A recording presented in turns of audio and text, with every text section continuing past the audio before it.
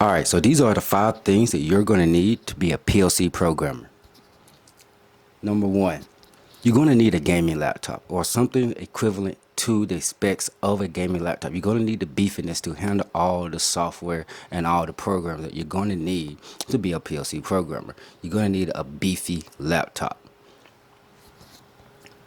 Alright, number 2, along with that, you're going to need lots and lots of storage. This comes into play with lots of thumb drives, external hard drives.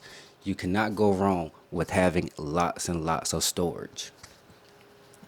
Number 3, get you an Ethernet cable. Please do not be that guy that shows up without an Ethernet cable. You may need to directly connect to the PLC, but also get you a portable small little router that you can take with you as well. That way you can access the PLC wirelessly through Wi-Fi. Yes, you can connect to the PLC through Wi-Fi. So get you an Ethernet cable and a router that you can travel with.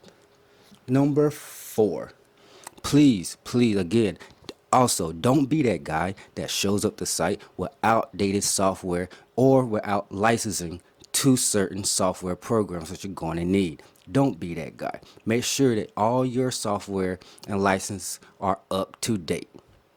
You're going to need that.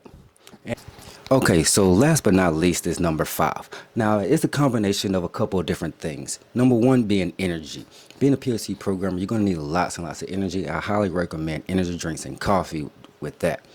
And also, you're going to need patience, lots and lots of patience, because you're going to have a lot of companies that's going to be on your neck, jobs, bosses, going to be on your neck about getting their machines back up and running, because you can't work on a machine unless it's running, and they want machines running, no downtime.